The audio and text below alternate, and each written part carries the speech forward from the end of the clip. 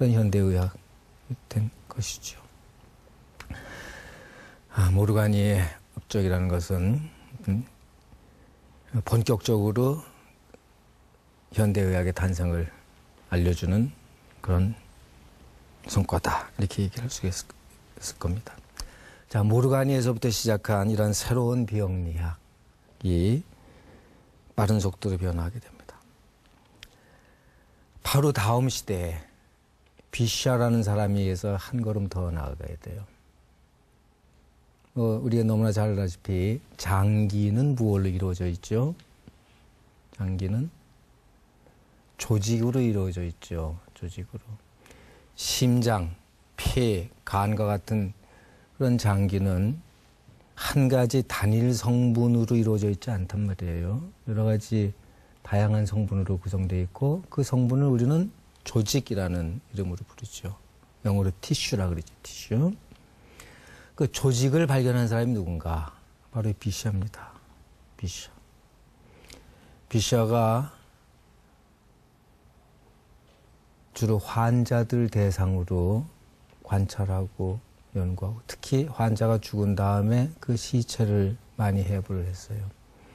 많은 부검을 한다 그래서 뭐 그냥 저절로 새로운 사실을 발견하는 건 아닐 거예요.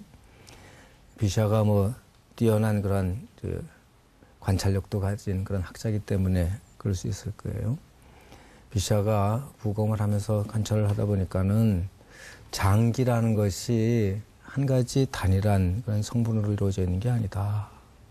여러 가지 다양한 성분, 즉 조직으로 이루어져 있다는 사실을 발견하게 됩니다.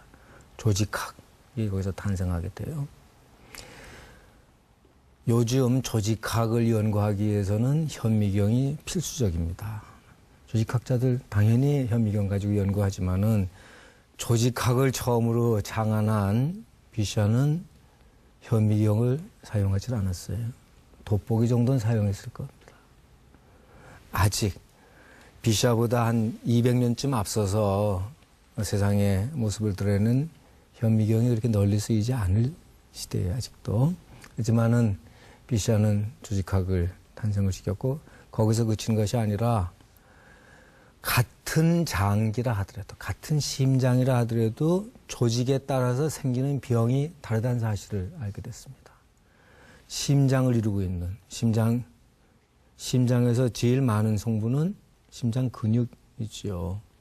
제일 안쪽에는 심장 내피 조직이 있고 제일 바깥에는 외피 조직이 있고 그 사이에 신경 조직도 있고 혈관 조직도 있고 다양한 것으로 이루어져 있는데 그 조직에 따라서 같은 심장이라 하더라도 조직에 따라서 생기는 병이 다르다는 사실도 밝혀내게 됩니다. 자, 바로 앞선 시대에 모르가니는 질병의 장소를 장기라 했는데 그게 아니라 장기를 이루고 있는 조직이야말로 진정한 질병의 장소다 하는 사실을 알게 되고 주장을 하게 됩니다. 한 단계 더 나가게 된 것이죠. 불과 얼마 안 되는 시대에. 그 다음 단계. 이게 이제 의학의 중심지가 이동하는 얘기이기도 해요. 모르가니는 이탈리아 사람이었어요. 비샤는 프랑스 사람입니다. 이제 비르효 또는 피르호우라고 부르는 사람은 독일 사람입니다. 19세기 중반 후반에 서양에서 의학을 주도하던 나라가 독일이에요. 독일에서 활동하던 비르호가 한 단계 더 나가서 조직이 아니라 조직을 이루고 있는 세포야말로 질병의 진정한 장소다 하는 데까지 나가게 됩니다. 세포는 아무리 눈이 좋은 사람, 시력이 좋은 사람이라 그러더라도 맨눈으로 볼 수 있는 건 아니죠. 현미경이 있어야지만 볼 수 있는 것이죠. 현미경이 처음으로 만들어진 거는 1600년대 초라 그랬습니다. 이제 200년 이상 존재했지만은 그렇게 많은 학자들이 사용하던 도구는 아니었어요.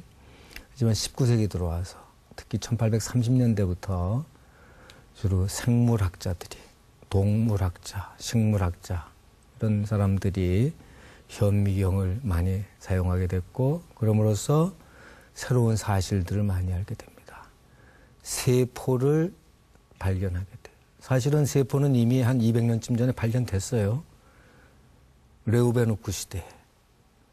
레우베누크도 그렇고, 그보다 조금 더 앞서서 로버트 후크가 처음으로 세포를 발견합니다.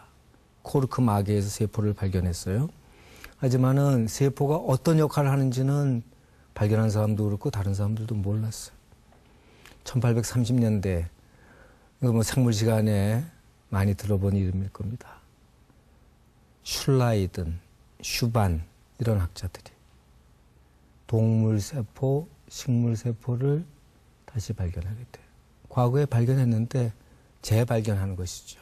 그러면서 그냥 단순히 예전에 알았던 것 갖다가 다시 확인하는 것이 아니라 그 세포가 어떤 역할을 하는지. 자, 우리가 흔히 세포를 생물체의 가장 기본적인 단위다.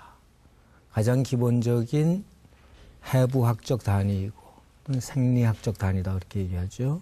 구조적인, 기능적인 단위다. 그런 얘기를 하는데 바로 이 슈반 슐라이든 시대에 그런 사실을 알게 됩니다. 세포가 생명체의 가장 기본이라는 사실을 알게 되고, 자, 비로는 바로 그런 시대에 활동하던 사람입니다. 그런 발전, 그거를 의학에, 병리학에 그 발전의 성과를 수용을 하는 거죠. 조직을 이루고 있는 세포야말로 바로 질병의 장소다. 그런 오늘날도 우리가 생각하는, 현대의학이 생각하는 세포병리학에 도달하게 돼요. 지금부터 한 150년 남짓된 그런 시절의 얘기입니다. 불과 100년도 안 되는 그 시기 동안에 모르가니의 장기병리학에서 조직병리학을 거쳐서 세포병리학까지 됩니다. 그 이후에 또 발전은 어떻게 됐는가? 세포를 관찰하던 사람들, 19세기 중엽에 관찰하던 사람들이 그게 궁극적인 단위고 그게 최소 단위라고 생각했을 거예요. 하지만은 이제 우리가 잘 알다시피 세포는 우주에 비견할 정도로 굉장히 복잡하고 다양한 그런 구조물이죠. 그렇죠? 여러 가지 굉장히 다양한 성분으로 이루어져 있는 게 세포입니다. 세포의 어느 부위에 이상이 있는가에 따라서 생기는 병이 다르다. 이제 그 단계로 한 걸음 더 나갑니다. 세포가 아니라 세포를